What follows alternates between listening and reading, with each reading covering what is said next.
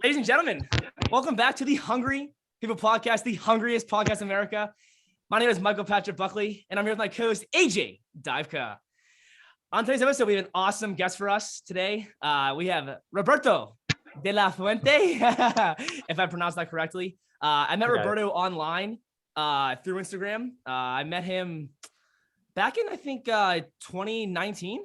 I think through a friend, Leo. We talk about Leo a lot in here, so I met Roberto online through Leo, and he was a big help with me when I was doing a lot of my raw vegan days, and even when I was like doing a lot of my fasting and stuff. And it was really awesome to have Roberto by my side, and he taught me a lot, and he's full of knowledge, and it's really awesome to be able to still connect with you 2 years later, and now have you on our podcast is even way more awesome. So I just want to say thank you so much for giving up your time to be here today. And let's rock and roll. AJ, what's going on, my man?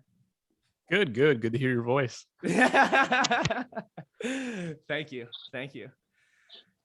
Okay, so what's up, hungry people? Why don't we start? I'm going to let everyone know what our mission statement is, just so you guys are reminded. The mission of Hungry People is to educate, entertain, and inspire people to better themselves and thus enrich the lives of the people around them. So I'm happy to have Roberto here today because we have an awesome show for you guys. We're going to go through his whole story and dive into a lot of the details of raw veganism, detox, some of the myths, and some of the stuff that is concrete and stands true. Roberto, how you doing today, man? Hey, good afternoon, man. I'm pretty good. So good, man. Guys, just thanks for having me, and just keep rolling. Yeah, awesome, dude. Let us know where are you right now? Where are you? I'm in Brazil, but I'm Chilean, South America. Yeah.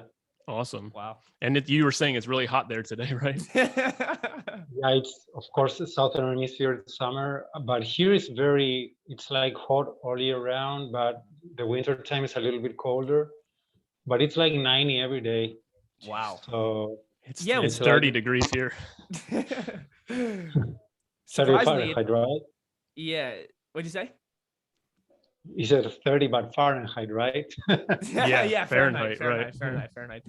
Because it's Celsius here. Okay, so I'm sorry, keep going. Right. No, I was just gonna say, even today here, it's like 55 degrees out, which is pretty wild. But when is the winter time in Brazil? Because I know you mentioned that. As the whole southern hemisphere, it starts by June 21st. Okay.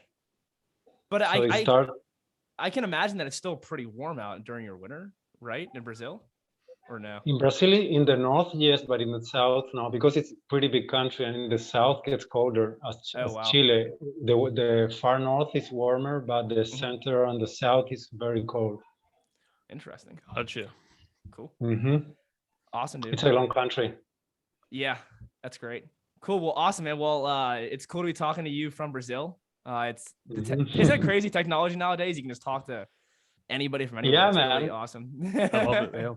Yeah. Can Cool. be Hey, anywhere. let's just start from the beginning, man. Why don't you take us back? Yeah. Where did you begin your like fruitarian journey, and what happened, why you got there, and what led to all that? We want to hear. So where I was in Peru, because I lived there for 5 years, from 2014 till 2019.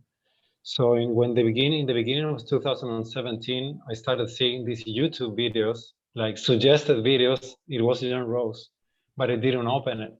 But then after like the 7th or the 8th or the 9th suggestion, I said, who the F is this, right? Right. And I opened the video, and it was the beginning, man. After I opened his videos, I did a 15 days juice fast. Oh wow. But I went cold turkey. I mean, no transition, not anything. Yeah. And did 15 days, and I just couldn't believe, man, what started to go out of me. So then I understood that something wasn't okay in my lifestyle or what I was eating, because you shouldn't be able to release after 5 days only on juices, release these huge bowel movements. Yeah, right. Even with symptoms. So yeah, that's happened when I started. Wow. Yeah, I mean, I will say, even after like I've done some juice fast and whatnot, like it is crazy what comes out of you. Even still, just like a quick story. I was doing celery juice every day for like 38 straight days.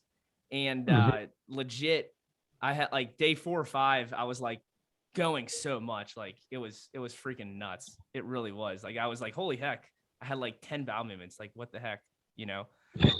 But yeah. So did you have any like really health issues that brought you into that by chance? If I had health issues? Yeah. Yeah. That like took Yeah, you man. into that. Yeah. So I would say before the thing that I had a stroke. Mm-hmm. So before the stroke, I didn't have symptoms or anything. I was okay. But after the stroke, I was prescribed to take anti-seizure medication. Oh, And wow. I took that straight for like 5 years or 5 to 6. Damn. So When that did, thing really, really Yeah, wrecked what me. year did you have the stroke? The stroke was in 2012. But 2012. Okay. So you were but kind of researching health from that point. Is that like what no, started it all? well, you know what? I've always been interested in food and healthy lifestyle. So that's why I received the John Rose suggested videos, because I was subscribed to a couple of health-wise channels. So that's why I get the suggested video, right? But you know what? My diet wasn't pretty bad compared to most people. I mean, I wasn't eating much processed stuff. I didn't drink sodas. I used to drink orange juice in the morning almost every day. I always put some spinach in my food. So I guess that my lifestyle wasn't that bad as most people, but it wasn't the best either. right. Got you. Right. So what were some of the bad things that you were eating? Were you eating like a lot of like meats or grains? Like what did you perceive as what could have been improved? Yeah, the grains and the meats and the pizzas, because I did eat some pizza, not but vegetarian stuff, but it still has the gluten components, the cheeses. Right. So yeah, I wasn't aware of anything anyways that time. Gotcha. And you weren't having much symptoms. Did you like feel sluggish? Did you have constipation issues? Were you dealing with anything before the stroke kind of woke you up to all No, the? well, of course I wasn't constipated, but I wasn't uh, having the bowel movements that someone should have, which is I would say at least 2 a day. Right. So I was having only 1, but that was like my whole life. So, but besides that, I wouldn't say that I was having many symptoms. I mean, everything started after the medication, I would say. Okay. And how long were you? You said you were on the medication for what, like 5 years or so? 4 to 5. Damn, man. Would you mind bringing us back to the stroke itself and kind of what happened? Like, tell me about the day. Tell me about when you started Okay. going through that. Was it intense? Was it subtle? Were you confused? Kind of let us know what happened. I'll give you a little background, but I will try to make it brief so you understand what happened. So I was living in the beach in Chile, and I was starting a little restaurant business. So before I was able to open, I had a seizure while I was driving. Okay, this was 2010. So after that, I went to a couple of medical doctors, and finally I did an MRI, and it showed the actual. The name technically is called AVM, which means arteriovenous malformation, which it means that it's not a normal blood vessel, because let's say that a normal blood vessel is a line, okay, like a highway. So let's say that this was a line, and then starts a huge nest, not huge, but let's say like an inch. It's called a nest of a lot of little blood vessels, and then it continues the highway. So that is the AVM, the arteriovenous malformation. So after that, I had a meeting with a doctor that what he said, I was so shocked and so scared that I decided to not do anything for the next time. And I took a sabbatical year and I went to Peru. I am sorry. I took a sabbatical year and I went to Peru. Wow. So that's how everything started. Okay, so are you saying, just so I'm clear, that cluster of vessels, that was a stroke? And that's what caused the seizure, or does the stroke come after that? No, the first seizure was before. So the seizure was like kind of the debut of everything, like when everything started. And then I left to Peru, And the doctors told me that I had a possibility of 2 to 3% annually to break the AVM, that AVM get broken. So it didn't happen a year and it got broken. Okay. It could have been 20, 25, 30 years, who knows? But only after 1 year it got broken and I had a stroke when I was in Peru. Okay. And then what happened that day when that happened? Okay, so at that moment, I didn't have a computer. So there was this like internet shops where you can rent a computer. So this place that I knew the owner and I always used to go there. So it was like 2 blocks from my house.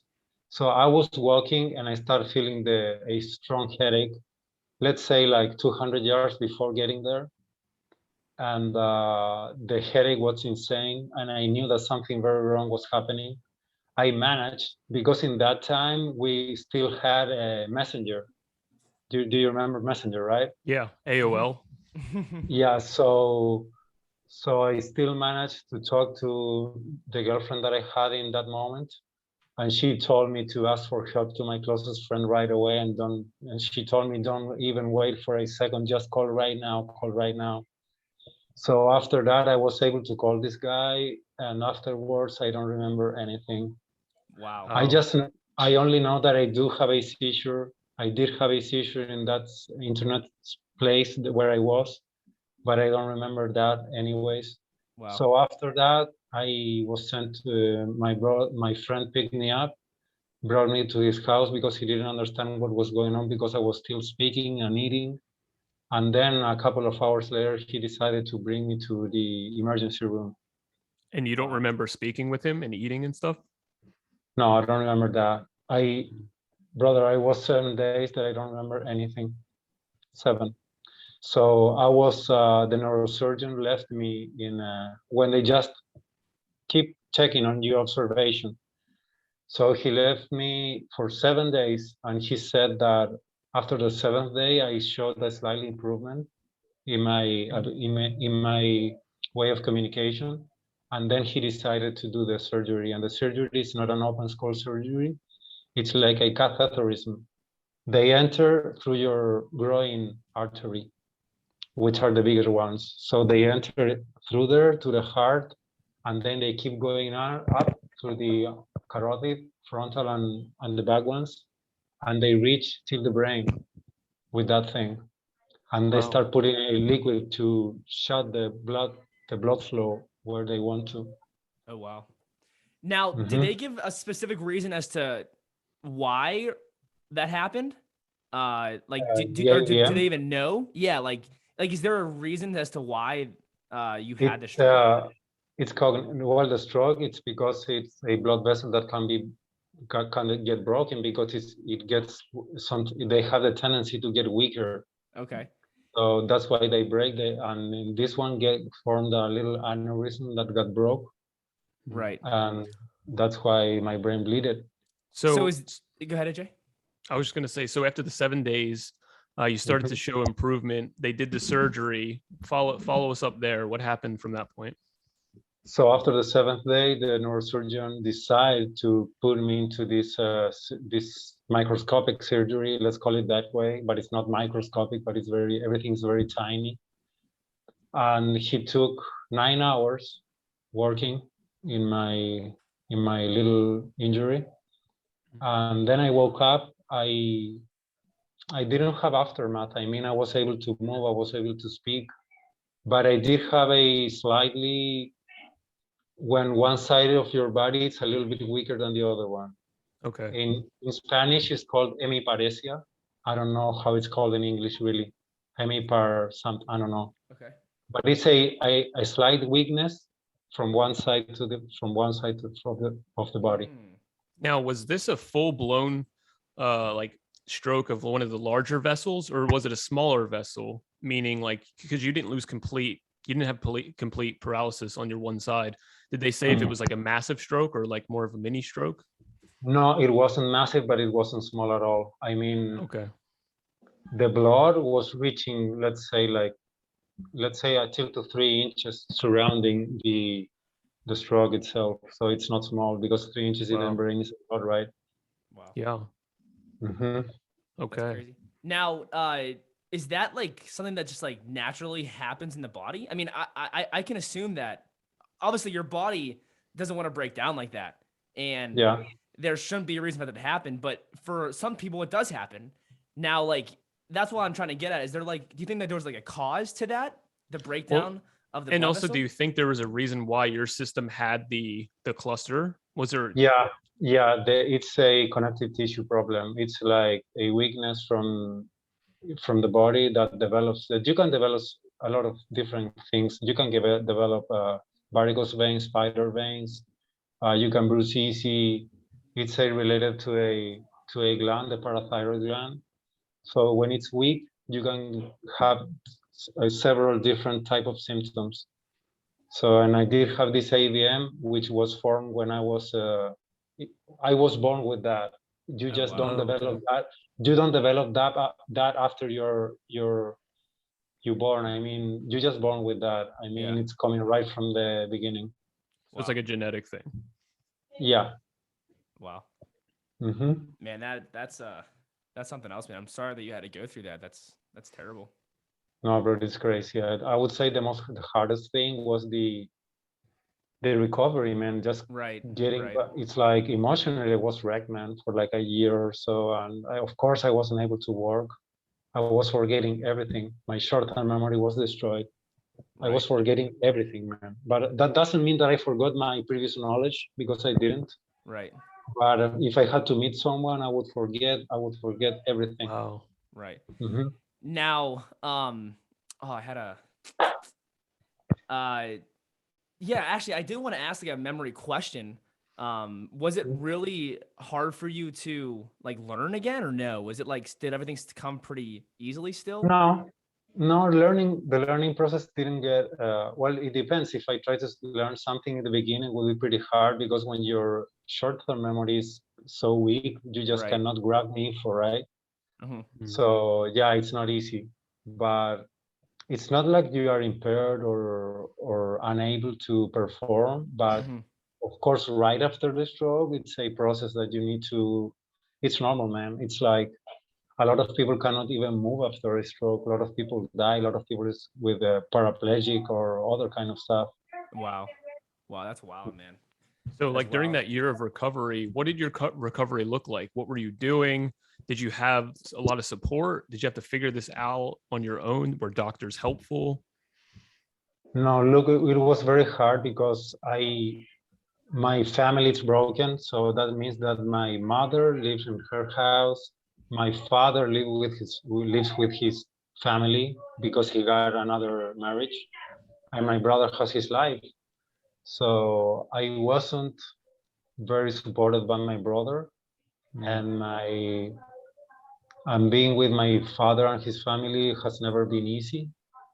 So I would say that I was mostly like jumping from place to place and just spending time mostly alone, man.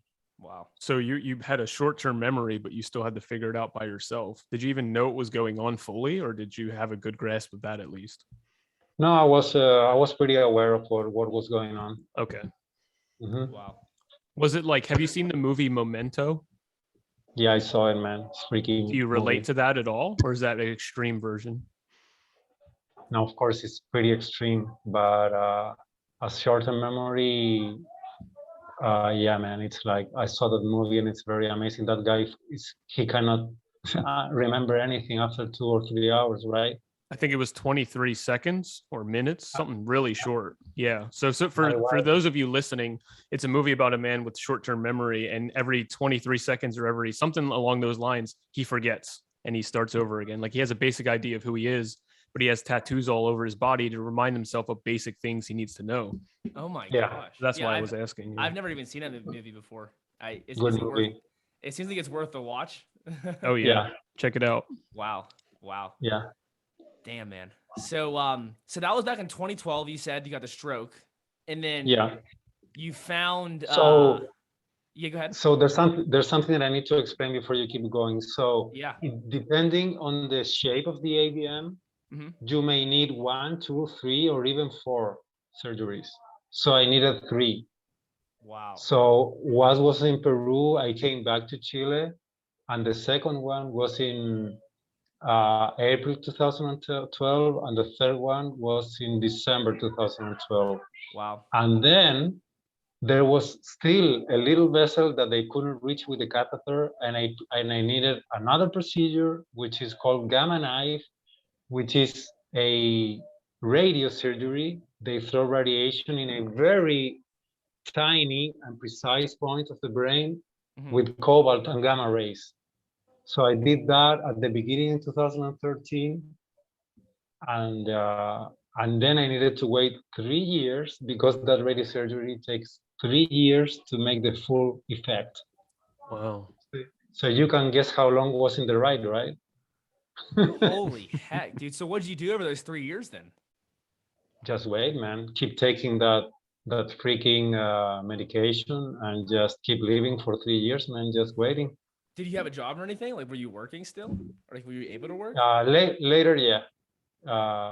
I did work in my dad's construction company. Yeah. And then in 2014, I went back to Peru because I really don't like Chile. So what was your recovery like from the radiation surgery? Did you notice after the fact of like it being difficult, or did you think that it was pretty easy? But what was the question? Your post-recovery of the radiation specific surgery, was it hard to recover from that, or did you not notice much? No, I mean, the radio surgery in that case, it's like you don't recover from that. You just recover from the stroke itself. But the problem with the radio surgery, it's like the months that are right after you did it, you have more risk of having a seizure. Oh, wow. Wow. And I did only have one, but nothing happened. I was in Peru. It was really freaky anyway, because I knew that it's like I was in a shop building a duct, and I need this guy to build the duct, and I was explaining to him how to do it. But suddenly I suddenly stopped talking, and I wasn't able to express what I wanted to say. And he told me, okay, keep going. And I started looking at him, and he looked at me, and he touched me. He said, "Are you all right?" And then happened for like 2 or 3 seconds, and I thought that something was wrong in my head, and I started having a seizure right there. Oh, wow. Yeah, but I didn't fall, and I didn't hit my head in the ground, so nothing happened majorly. Damn. What'd that feel like? Because my one of my friends from high school and roommate in college, he God bless him, he hasn't had any seizures since. So let's not. I hope he doesn't have any more ever again. But he had one in high school, and I was right there for him when he had it. And he said that it just feels like an elephant just sitting on your chest, and you can't even breathe. Now I know everyone's gonna have a different experience, but what was your experience? Like, what'd that feel like? I would say, because the seizure is like like something gets interrupted in the brain, and your brain just decides to shut down.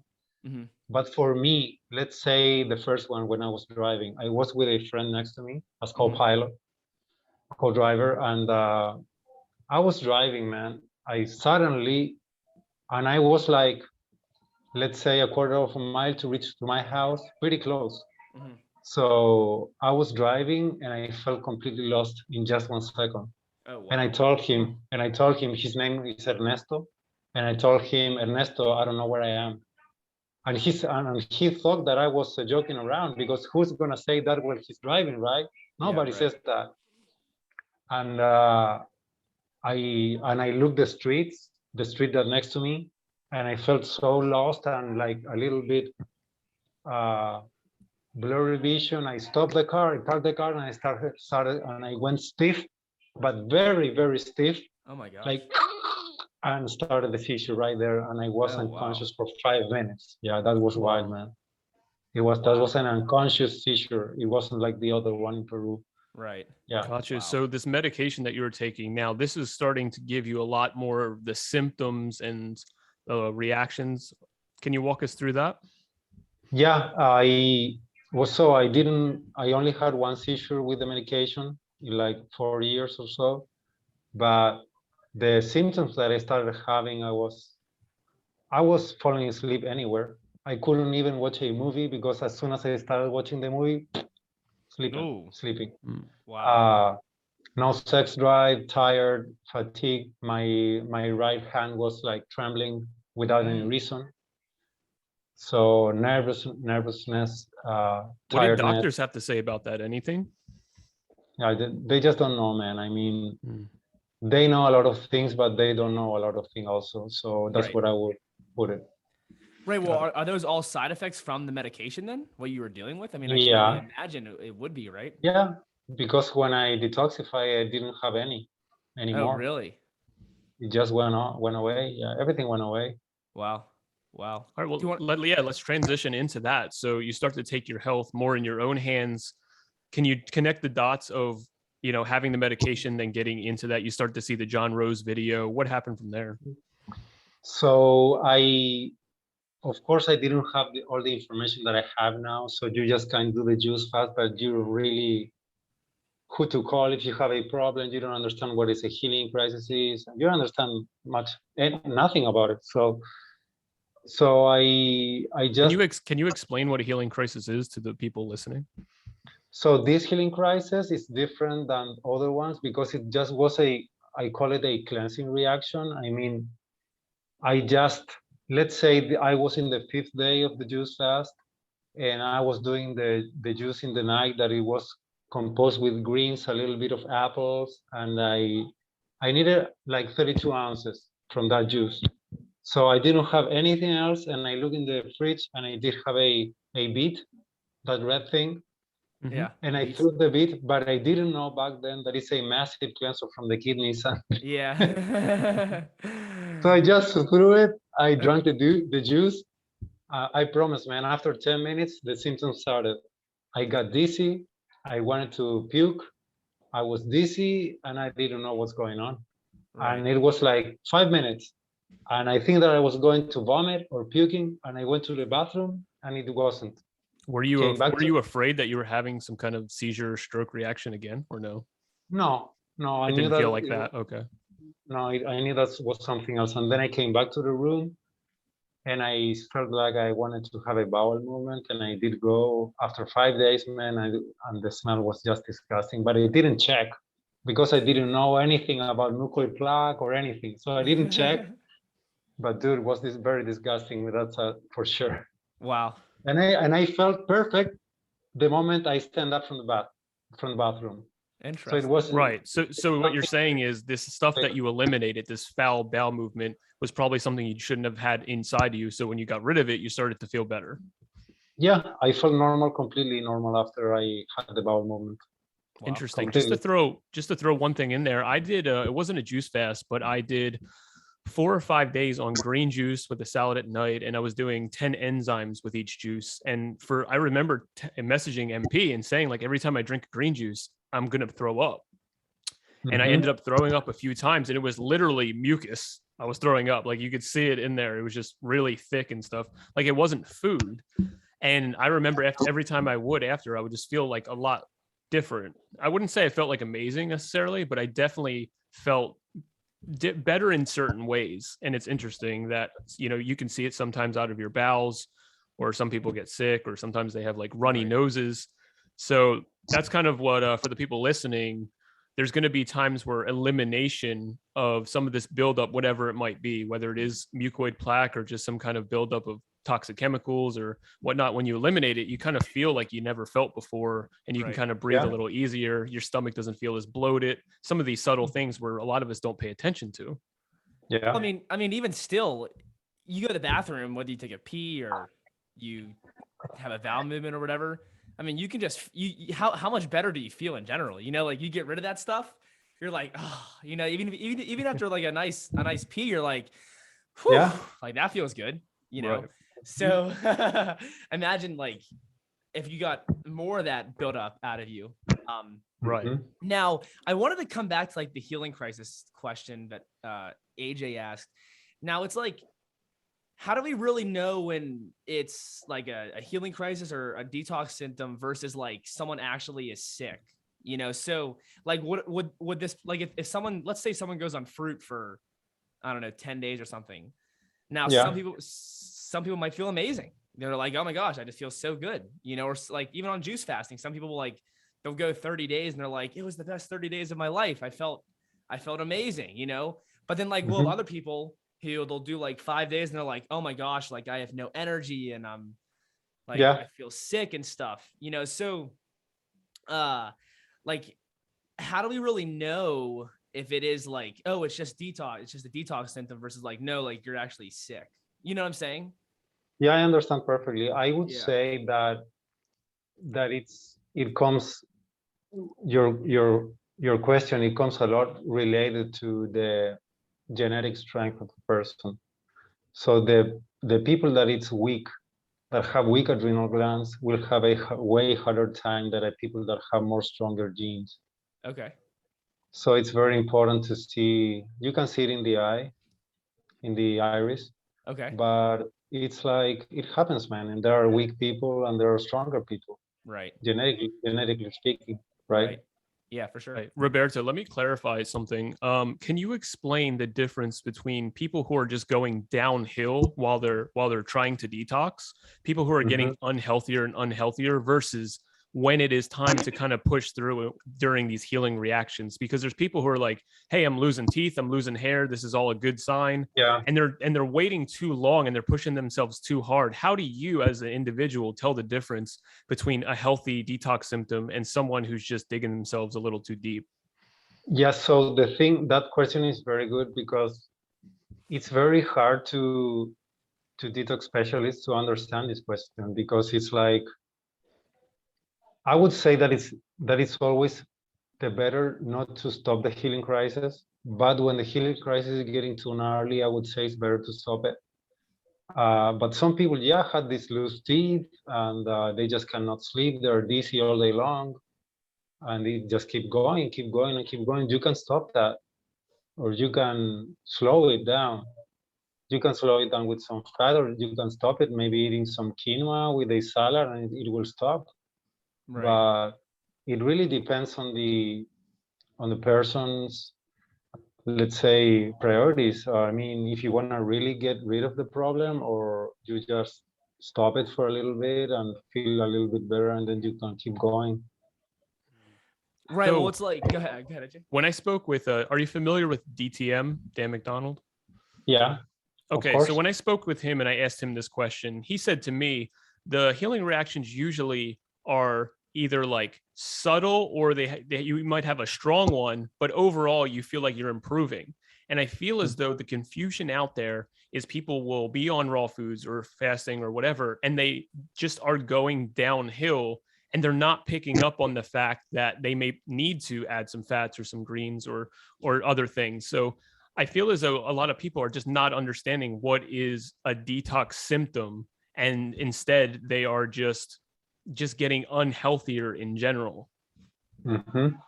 Do you think that people should have more of like swings if they're going through it, or is it more like subtle little changes? Well, I would say it's also depending on the person's type of genetics and types of health, types of problems. Because one person can only have a little bit of adrenal fatigue and some insomnia, and other people have tons of problems. But what is reasonable is to do it in like cycles. You can do 4 to 6 months on strong detox, and then you stop. But when you stop, you don't do wrong stuff. You just put some proteins. You eat a little bit more fat, but you keep eating clean, right? And when you start feeling better, you gain some weight, you jump again into the strong detox. It's like you need like common sense and depending a lot on the person's health. I think that what I would suggest too is for people who find themselves to be very emotional, to have some kind of plan and support, because the more emotional you are, the more your ups and downs are going to be, the more your snapbacks are going to be. If you're a really stable person and you're comfortable and confident in yourself and you feel as though, hey, you know what you're doing, that's great. But Roberto, are you a coach in this kind of field, or do you just do this for yourself? Okay, so guys out there, if you feel as though you're confused and you would want to work with someone who kind of knows who's been through it, that you can probably reach out to Roberto, right? And see if that's helpful. Yeah, I've been working with people, but when I started when I stayed with my mom with Alzheimer's in Chile last year, I stopped a little bit, but now I'm working on my corporate image and I'm doing some work with that again because cool. my previous website didn't have a proper name, which is my Instagram name, which is not a commercial name at all. Mm-hmm. So I'm working on that now, but I still work with people. Yeah, I work as a health coach or detox coach, or even someone that wants to lose some weight, because there's a lot of people that wants to lose weight and it's very Right. easy. Right. Yeah. So before we move on, I do have one question just because it does take a little backtracking. Knowing what you know now, when you got the diagnosis, I cannot remember the name, but of the cluster of veins, if you Yeah. knew what you know now and you were at that point where you just got the MRI, they told you what was up, what would you do different? And do you feel as though you could have prevented the stroke? No, I don't think that I was able to prevent it because I did have an aneurysm. An aneurysm is let's say, it's a vein that it has one of its walls got weakened and it's very thin now. So it can make a little bubble and burst. Got you. So I didn't have the information in that moment, but I would say the outcome would be the same. Got In you. So my you don't case, feel as though you can strengthen the parathyroid and stuff and kind of undo some of the damage done? yeah, well, I did have some symptoms with the parathyroid in the past, not related to this, with my nails, for example, and other things. I did have some hemorrhoids. I don't have problems now. My nails are way stronger and thicker now. Right. Nice. But Awesome. there are things that change. Yeah. Cool. Yeah. So I wanted to come back to the one example you were giving of where someone was like, if they're going through some sort of cleanse or they're doing like a juice fast or something, or even maybe there's like on only fruit, and you said like, oh, well, like some people might feel super dizzy, and you could like stop that by, eating some quinoa or even eating a salad or whatnot, or some fat. Now you also mentioned like you could keep going and like try to get Mhm. rid of that, but like what if it like the problem just keeps persisting and it's not stopping? What if like you're just still dizzy over and over again and it just like not going away? I'm not sure if you've came across someone like that, if they've had an experience like that, but like what if it's like 10, what if it's like 5 days? Like that seems like it's a lot. It's like, wow, like this really has to stop. And then like finally Yeah. you go and do something different. Like do you have any thoughts on that of like just being like, wow, like you just really have to really Yeah, stop the that? thing is that the weaker the area, it's like the more the problems where you have. So example, if you have a extremely weakness in your cerebellum, you're gonna be dizzy. Yeah. Equilibrium.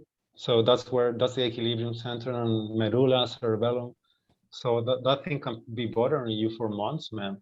Mm-hmm. So it's not always a healing crisis.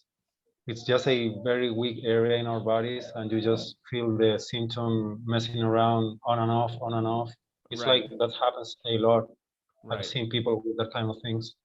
Right. Wow. Interesting. Okay. So day 5, you have this bowel movement, then you stand up, you're feeling a lot better. Walk us through what happens next. Well, it continued the day as nothing happened. I kept going, and on the day 14, I needed to break the fast because I needed to go to Chile. I was in Peru, so I broke the fast and I just kept eating like it, and I went extremely skinny. I would say for the next year and a half, and then I started gaining a little bit of weight, became more normal. But I've been thinning my whole life, Mm-hmm. skinny. So it's just, I think it's not going to change, of course, because my type of genetics. But I definitely gained some weight. My face is looking different now. So if you can watch my Instagram, let's say like 3 years ago, 4, you would see pictures of my face that I'm very, very sucked up. And I would say that I was eating more than now. Wow. So that Wow. tells you something, right? It's like I'm absorbing better the nutrition than Right. before. Right. Yeah. So for the people listening, I had a similar experience where, I was not eating as many calories necessarily, but I felt as though I was doing my body a service in lowering the inflammation and improving my digestion and stuff. And I was able to gain weight even on less foods. So I do think that there's a decent amount of truth in it. The only thing I want people to be wary of is just forever, restricting and just starving. Like, we do want to encourage people, like you said, you were eating, you were just thinner.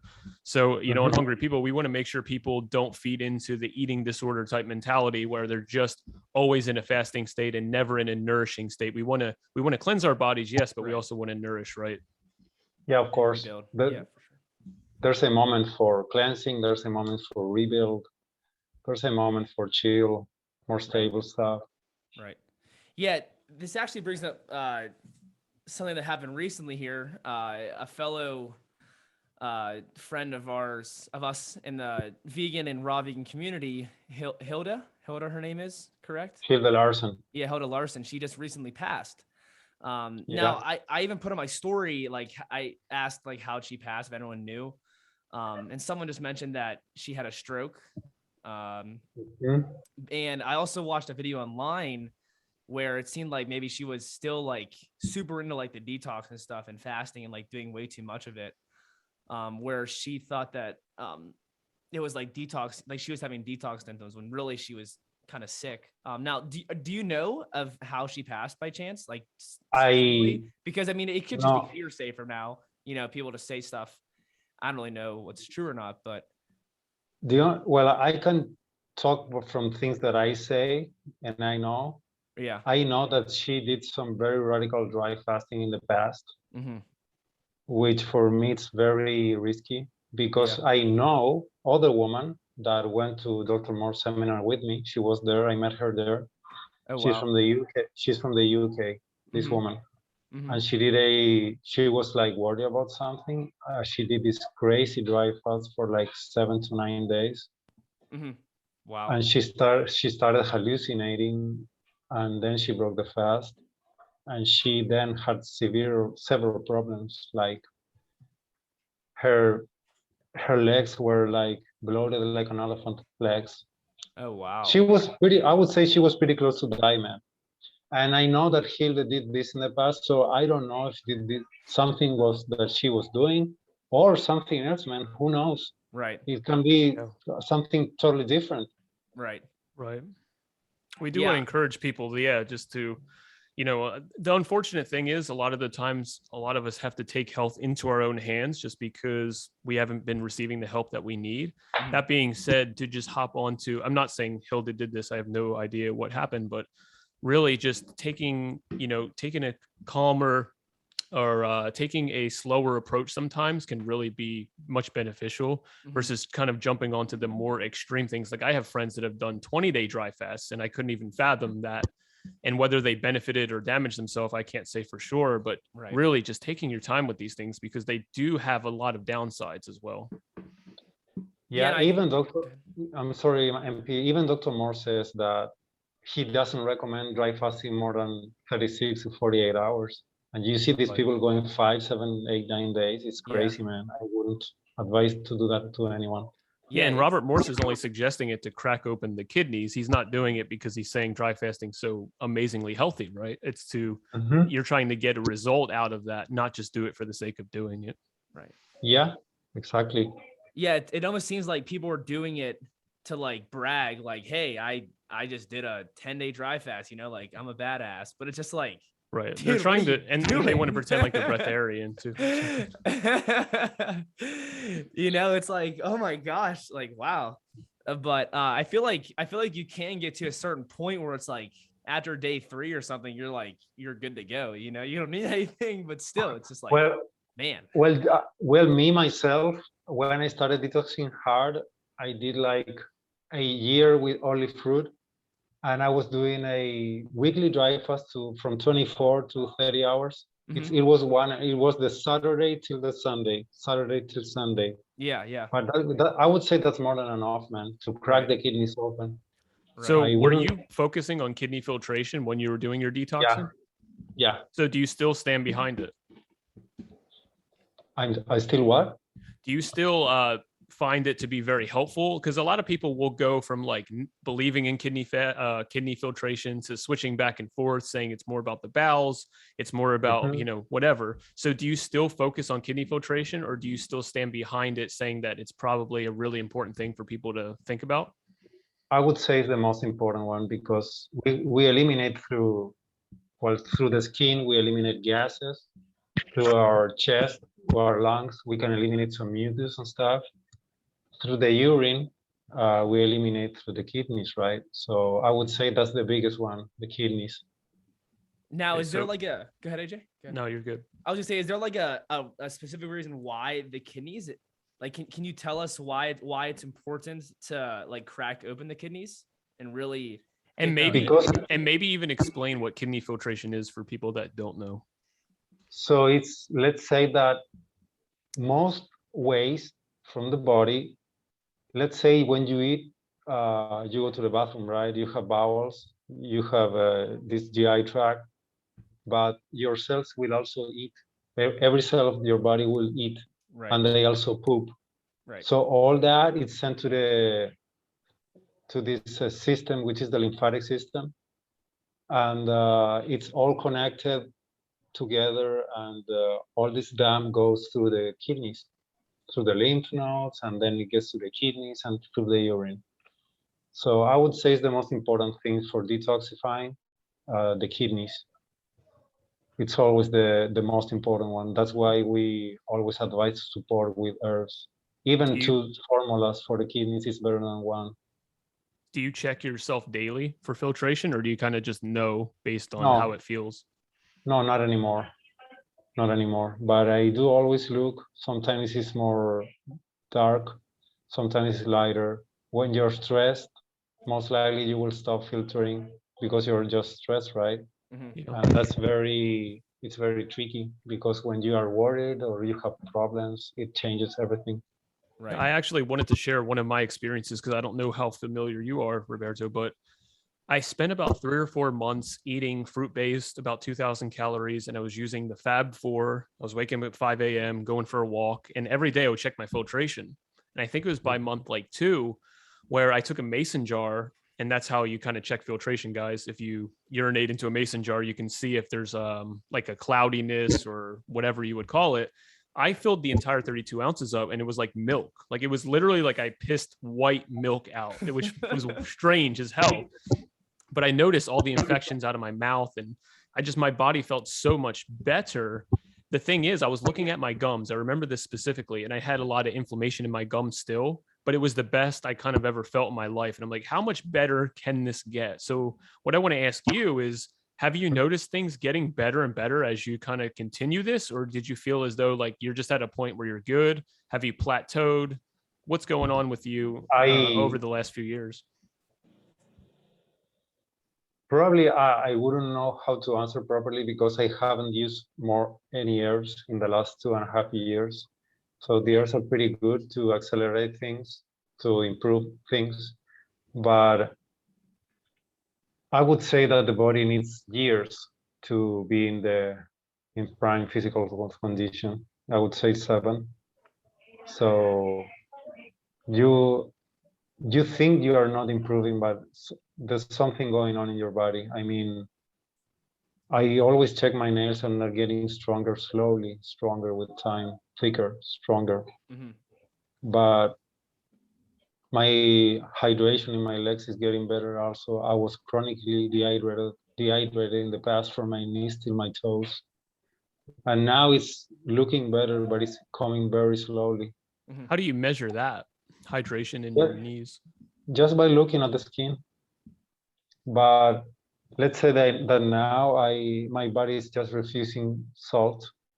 So if I put salt on a salad, even if I put a little bit, I get a little bit of swollen in my feet. So I have to stop it. Right. I stopped it. So I just had a question about, like, if we just take somebody from normal society, even if we just like go to the grocery store or we go to the mall, Mm-hmm. Yeah, and you can almost say that 100% of the people haven't done, like, even they don't even eat fruit, like no one, like, it's not like many people are doing it, so it's almost like these people that are out there who are just kind of normal, and they're dealing with certain symptoms and stuff, but they're just like taking medications to fix whatever they're doing, Mhm. Now my question is like,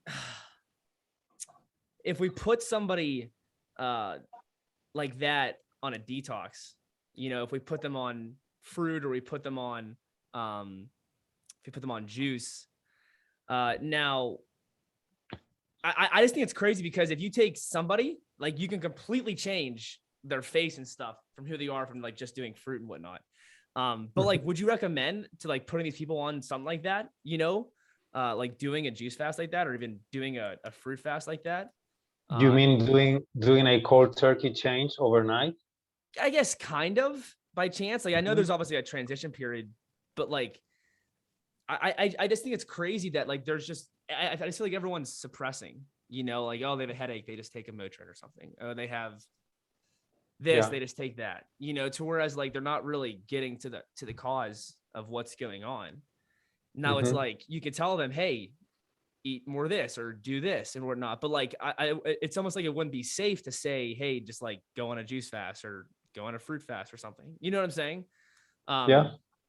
So I guess it's almost like, how do we bridge that gap to like get them to want to actually like feel good and heal their body, It's difficult, man. It's difficult. It's difficult to reach all levels of people, because I've seen people so scared, man, scared from change. Other people is pretty negative. All other people, some other people play the role of a victim. Right. Some other people just want to ride the ride and just do it and Mm-hmm. have another sort of mindset. Mm-hmm. So I would say it's pretty sensitive, depending on who are you working with. Right. Now, Very. like, I think you'll see people out there too who they're like super in shape, they're super fit, they have a ton of muscle, and I'm sure they like definitely include fruit into their diet and whatnot. But like, my question to you is, how would you say someone's a healthy person? Is it based on their fitness levels? Is it based on how they look? Is it based on, their bowel movement? Like how would you describe someone who's healthy? Because even still, it's like, even let's use myself for an example. Like, I feel like I'm pretty lean and I have some muscle on me and whatnot, but I occasionally, like, even this past year, I had like this skin issue where every time like I would work out, I would like itch really bad. Like even when it was super sunny and I was biking, I would like itch. But I'm like so toned up and I have like a ton of muscle and stuff. And I'm like, what the heck's going on? Like, this hasn't happened to me before, And it's really cooled down recently. It's been a lot better, a lot more milder, But it's like, but it's still, it's like, I feel like most people, they base your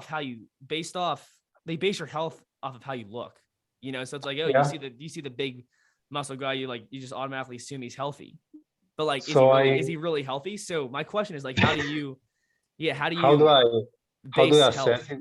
if someone is healthy or not? Yeah. I would say it's easy, man. I mean, of course, I cannot know just for a simple look, Right. but when you understand their way of living and their energy, the Mm-hmm. energy levels, because a person that is healthy is a person that never gets sick, Right. that has a ton of energy, Mm-hmm. and doesn't take medication. Because there are people that are so strong, man, Mm-hmm. that doesn't show anything. I Right. mean, Right. they can eat anything and they doesn't show anything till they're at 80. Right. So, but I would say the lifestyle, it's all the lifestyle from the person will tell me if it's the person is healthy or not. I will never judge for the body mass, even if it's extremely lean or extremely big. I Right. wouldn't judge for those parameters. Right. Would you use the eyes, like the iris analysis, to kind of give you a better idea? Yeah. Yeah, the iris Gotcha. tells you a lot for sure. Mm-hmm. So I was wondering how old you are, because you look like you obviously probably in your 30s or 40s, but at the same time you kind of look like you're 14, like a 14-year-old boy. It's like a very youthful look. You still have your hair and things like that. So could you enlighten me? I would love to know how old you are. I'm a little bit older than your friend ETM. Oh, really? I'm 47. Yeah.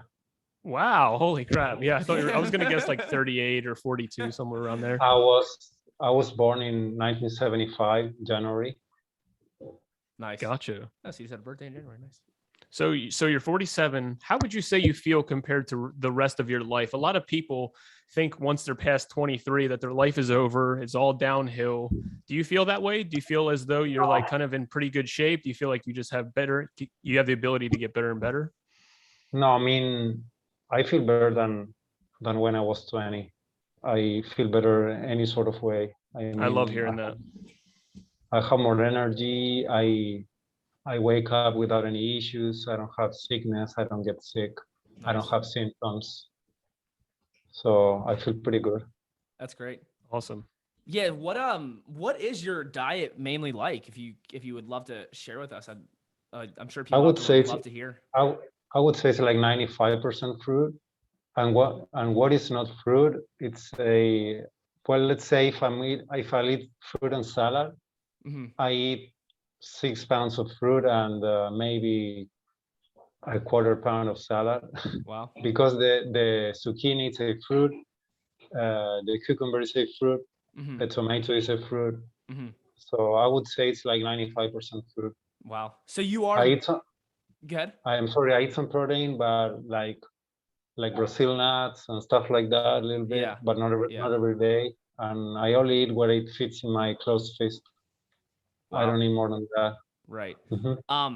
So like you definitely are basically like 100% raw vegan, but like I mean I still think that like people out there, they'll consider themselves raw vegan even if they occasionally have like some cooked food occasionally. You know what I'm saying? So like are there times when you would include maybe like some quinoa or potatoes or squash or something into your diet? No, I cannot eat quinoa. My kidneys get swollen. Wow. No, I just eat as I cooked food. When I eat something, probably some sweet potato. Okay. Or some squash. Right. But I wouldn't say anything besides that. But sometimes I don't touch that for months. Wow. So it depends where I live. In Chile, where it was colder, I was doing this veggie soup sometimes in the night. But I would say that's mostly it. Right. So when you're eating fruit all day, do you kind of go by feel? Do you know how many calories you're eating? Because a lot of people will say, like, I just eat till I'm full. They eat 2 apples and that's a meal to them because they're so dehydrated. They're so dehydrated that they get full or satisfied, but really they just can't process food coming in. So do you have like almost like a minimum or a guideline that you follow? Yeah, of course. I don't measure every day how much do I eat, but I would say I eat like 3,000 calories or so. Okay, cool. I would say around that because I eat some coconut meat and that has a lot of calories. So, and the fruit. Are you pretty fit? Do you do like activity? Now, yeah, because with the stroke, man, because the problem in my brain is in a blood vessel. So they told me not to do physical exercise because it raises your blood pressure. Right. So I was stopped for a long time, but now I am doing some physical exercise. Yeah. Wow. And do you feel like it's safe to do now? 4 or 5 times a week. Yeah, man, completely. Cool. Yesterday I did deep squats, which everyone hates because it's so hard and it takes everything from you. Deep squats, I mean, almost when you touch the ground with your butt. Right. It's so hard, but I don't have problems to doing it. I mean, right. I feel pretty good. Right. After I do it, and I don't feel tired also. Nice, man. That's great. Love hearing that. It feels really good to be fit, right? Waiting around to just detox, sit around and eat well is like, it feels overwhelming to me because you're just waiting. But when you at least combine it with a little bit of exercise or even studies or something, and so you have some kind of focus and goal, it seems to make the detox a lot easier. Right. Yeah, sure, man. Well, we all have some issues, right? My main issue is that I have extreme problems to deal with stress. Extreme. I mean, for me, manage stress, I would say the hardest thing in my life. Same. That means Yeah. when I get stressed, I get destroyed. Wow. Yeah. I feel the same. So, Cool, man. so Yeah. it's not good then, man. It's not good. Right. Right.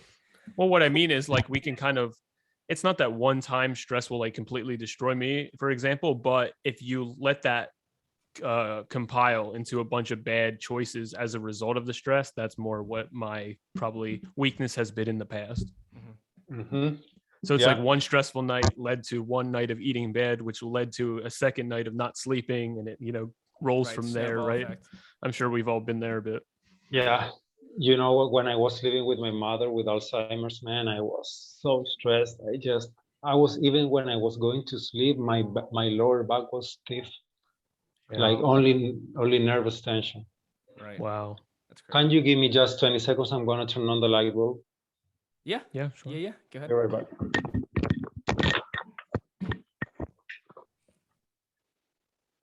Yeah. So, hey, we were gonna kind of wrap it up here. I do have one more question to ask you though, and then AJ, if you have another question, feel free to ask. Yeah, sure. So now, for me myself, like I definitely do believe in elimination of waste from the body and getting rid of stuff in the body, and I do believe that like over time, we do have buildup, and it is good to, you know, eat some more fruit or drink some juice and whatnot. And my whole philosophy is that kind of like I like doing it all together. You know, I eat fruit every single day. I drink juice. I try to drink juice, I don't know, a couple times a week, you know. But I still eat other foods too, that help me feel good and whatnot. Now, my question to you is like, would you recommend someone to do like maybe not even seasonal, maybe not fasting, but like seasonal cleansing, or maybe like doing some cleansing every, I don't know, every 4 months or every 6 months, you know, like, do you think that that can be beneficial for the body, even for someone who is just like pretty healthy and they just want to like maintain that everything's moving properly and flowing properly? Because even still, like what I've noticed is that when I drink celery juice, like I feel like everything just goes so much better. It's crazy, actually. Yeah. So To answer your question, I mean, it depends a lot on the things that the person is doing, because let's say the person eats not start an American diet, but it's a lot of type of things, and it's yeah, it's gonna do a cleansing, and then it's gonna come back to the same. I would say it's like a waste of time, right, because all the dirtiness will come back in the same places where it was. right, But it's always good when you realize and you understand that some things you need to let them aside, right? Like the processed foods, for example, which are not good for anyone in this planet. So, or the milks, or the yogurts, or the cheeses. right. So yeah, man, it depends a lot, but it's always good to cleanse, but not to come back later to the same thing as before, right? Right. Yeah. So it's almost like shifting how you're eating on a day-to-day basis is going to get you better results than just doing like a cleanse or a detox. You know, like you want to Yeah. actually have those good habits of sticking to whole foods, eating just the banana or eating the mango or whatever, Yeah. or whatnot. Even though I do like making smoothies and stuff, but yeah, that's a great point. So awesome. Yeah. AJ? Yeah, Roberto, I just wanted to say that, first of all, thank you for coming on. I feel as though I have a profound respect for people who have lived through their problems and who have overcome them and went to the other side, and not just read it in a book necessarily. So you're definitely someone who is a book of wisdom in its sense of your life accomplishments, and the fact that you are older now, you've had these profound shifts and experiences, the stroke, dealing with the issues that you have, and now you've come to the other side. I just want to say mad respect to that, because a lot of people would just give up, and a lot of people have given up, and we still have a world of suffering and sickness. And I want to ask you, is there any advice, general advice, that you could give to someone who feels really defeated and alone and confused, and they want to get healthier, but they just don't even know how to even shift their mind or where to start? Do you have any words of wisdom for them? Yeah, probably smaller changes for the beginning will be very good. This guy from Spain, he was working with sick people, and he always put the people on the same protocol, which is very simple. let's say the breakfast can be only fruit, not mixing sweet and acid fruit, but only fruit until you're full. And besides that, some fruit before lunch and some fruit before dinner, always before, never after. And only with that, a lot of people are feeling stuff going on. Some people get even healing crises Yeah. because they are so toxic that when you just throw a little bit more fruit, they just start feeling the symptoms.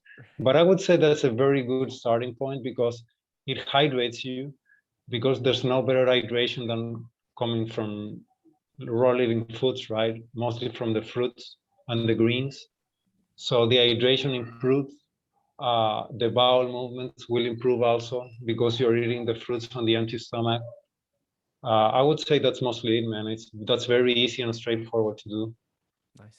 Awesome. Thank you so much. Great. Yeah. Do you have any other final thoughts, Roberto, before you close it up here? Yeah, is there anything you want to say? Yeah, related to health-wise, I mean, it's hard, man, because it's hard to. I guess that we need to choose the people who we share these kind of things, because there are people that just are not ready or they're just not willing to change, because Right. even a small change, you need the will to change. So that's very important also, and the people need to be straight with themselves. And some people have this drive that they just go forward, but some people not, man. And the people that are having issues, they're not sure how to start on everything, should be going through these kind of protocols. I mean, there are not restrictions. You just do a full breakfast of only fruit and a little bit of fruit before dinner and the lunch. It's great. It's way easier. Yeah, it's great. Yeah, and on Hungry People, we want to encourage, like, we don't want to let anyone to feel like they're left behind because they can't live or follow a certain protocol. Everyone is an individual. We need to meet people where they're at, whether you're overly nourished, meaning you're overweight and you're toxic in that way, or people who are just underweight, starving themselves in a way. Like, we need to meet people where they're at. We need to give some people some support and knowledge and let people be how they are and not shame them for it. Roberto, I want to thank you so much for coming on. It's amazing learning more from you, learning your story, talking with you. And I hope that you'll come back on in the future and we can discuss even more about raw veganism, detox, and stuff along those lines. Okay, guys, it was a pleasure sharing with you. Thanks for having me on and for sharing some of my journey and my knowledge. Of course. Thanks so much. Of course. We'll make sure to put your info down below for you guys who want to follow or connect with Roberto. Definitely. You can throw my Instagram, yeah, for sure. Yeah, Roberto, he's full of knowledge. If I'm not mistaken, he's a student of Dr. Morse as well. So please message him, ask him questions, see what he has to say. It's a really cool perspective that he has to offer, and it's really different just from what you're going to get from just going to, a nutritionist or even to hear what your doctor has to say. It's just really, it's really cool. It's really awesome just to open your mind and see all that's possibly out there. So anyways, thank you once again, Roberto.